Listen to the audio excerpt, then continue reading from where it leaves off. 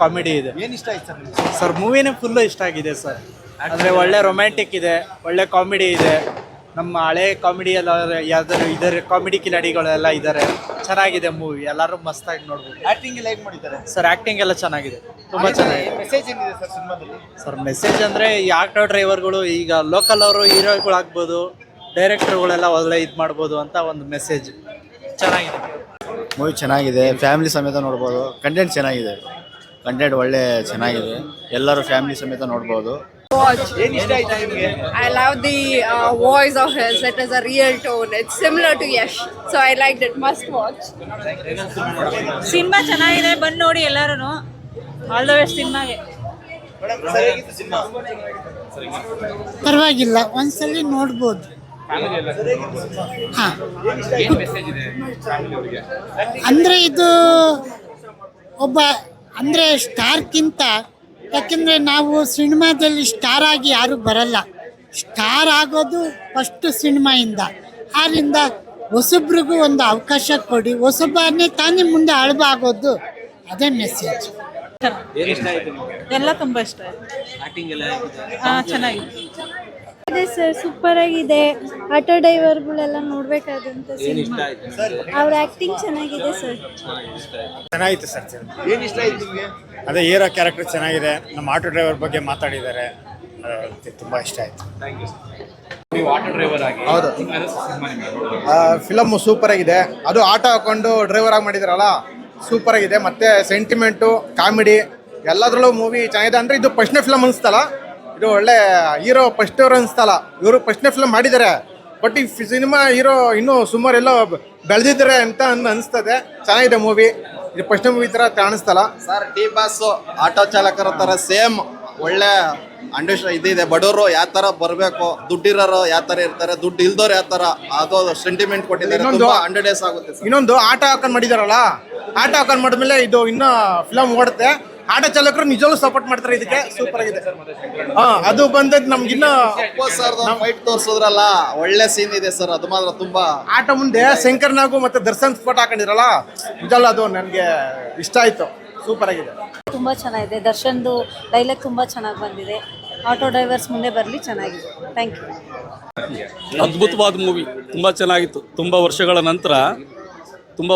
ನಂತರ ಒಳ್ಳೆ ಸಿನಿಮಾ ನೋಡಿದೆ ನಾನು ಈ ದಿನ. ನಾನು ನೋಡ್ತಾ ಇದ್ರೆ ಆ ವಾಕಿಂಗ್ ಸ್ಟೈಲು ಒಂಥರ ಈ ಅಪ್ಪೋರು ನಡ್ಕೊಂಬರ್ತಾರಲ್ಲ, ರಾಜ್ಕುಮಾರ್ ಮಗ ಅಪ್ಪೋರು ನಡ್ಕೊಂಬಂದಂಗೆ ಆಗ್ತಿತ್ತು.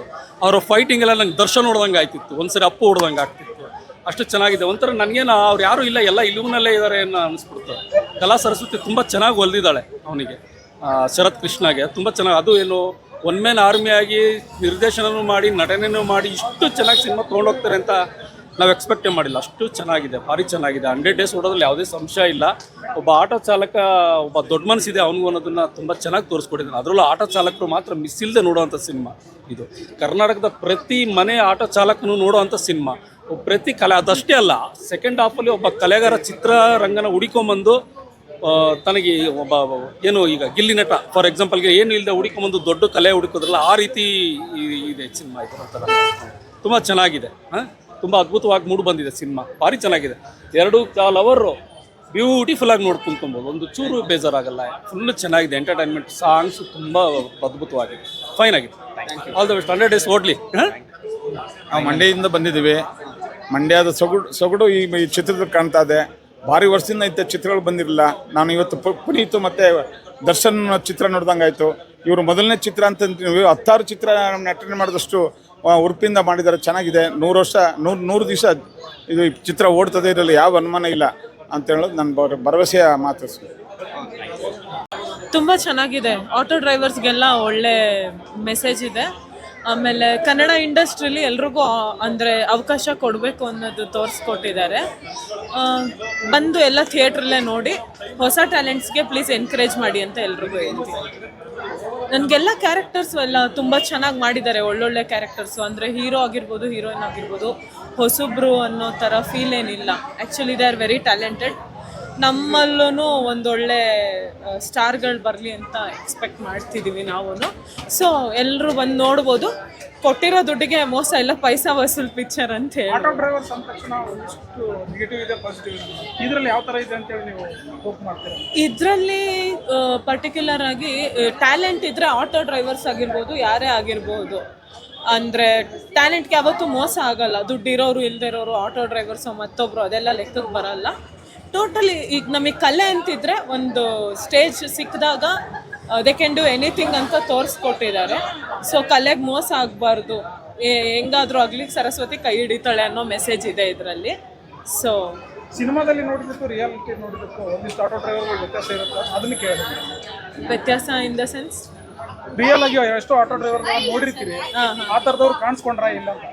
ಅದೇ ನಾನು ಅದನ್ನೇ ಹೇಳ್ತಾ ಇರೋದು. ಆಟೋ ಡ್ರೈವರ್ಸ್ ಎಷ್ಟೊಂದು ಜನಕ್ಕೆ ಟ್ಯಾಲೆಂಟ್ ಇರುತ್ತೆ, ಬಿಕಾಸ್ ಆಫ್ ಮನಿ ಈಗ ಎಷ್ಟೊಂದು ಜನ ಆ ಟ್ಯಾಲೆಂಟ್ನ ತೋರಿಸ್ಕೊಳಕ್ಕಾಗಿರಲ್ಲ. ಅಂಥವ್ರಿಗೆ ಅವಕಾಶ ಮಾಡಿಕೊಡ್ಬೇಕು ಈ ಸಿನಿಮಾ ಮೂಲಕ. ಅದು ತುಂಬ ಅಂದರೆ ಎಷ್ಟೊಂದು ಜನ ಟ್ಯಾಲೆಂಟ್ ಇದ್ದು ಅಯ್ಯೋ ನಮ್ಗಾಗಲ್ಲ ಇದಾಗಲ್ಲ ಅನ್ನೋರ್ಗೆ ಇದನ್ನು ಬಂದು ನೋಡಿದ್ರೆ ಒಳ್ಳೆ ಮೆಸೇಜ್ ಇದೆ.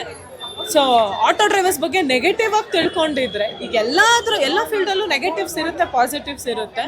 ಅಂಥದ್ರಲ್ಲಿ ಆಟೋ ಡ್ರೈವರ್ಸಲ್ಲೂ ಇರ್ತಾರೆ ಕೆಲವೊಂದೊಂದು ಟ್ಯಾಲೆಂಟು. ಅವ್ರಿಗೆ ಸಪೋರ್ಟ್ ಮಾಡಿ ಬೆಳೆಸಬೇಕು. ಮತ್ತು ಕನ್ನಡ ಇಂಡಸ್ಟ್ರಿಗೆ ಈ ಥರ ಹೊಸ ಸ್ಟೋರಿ ತೊಗೊಂಡು ಬಂದು, ಈಗ ನೋಡಿ ಏನೇ ನೆಗೆಟಿವ್ ಅಂದ್ಕೊಂಡಿದ್ರು ಆಟೋ ಡ್ರೈವರ್ಸ್ ಬಗ್ಗೆ, ಬಂದು ಈ ಸಿನಿಮಾ ನೋಡಿದವ್ರಿಗೆ ಒಂದು ಇಮೇಜೇ ಬೇರೆ ಆಗುತ್ತೆ ಆ್ಯಕ್ಚುಲಿ. ಅದು ಇಲ್ಲಿ ಸಿನಿಮಾದಲ್ಲಿ ಕ್ಲಿಯರಾಗಿ ಕಾಣಿಸ್ತಾ ಇದೆ. C everybody are not, we should not put everybody in one bag ಅಂತಾರಲ್ಲ, ಆ ಥರ ಎಲ್ಲರೂ ಒಂದೇ ರೀತಿ ನೋಡಬಾರ್ದು ಅನ್ನೋದು ಇದರಲ್ಲಿ ಮೆಸೇಜ್ ಇದೆ. So and one more thing ಏನಂದರೆ, ಟ್ಯಾಲೆಂಟ್ ಇರೋರಿಗೆ ಯಾರಾದರೂ ಆಗಿರಲಿ, let it be any one, chance ಸಿಗಬೇಕು ಅಷ್ಟೇ. ನಾನು ಥ್ಯಾಂಕ್ ಯು.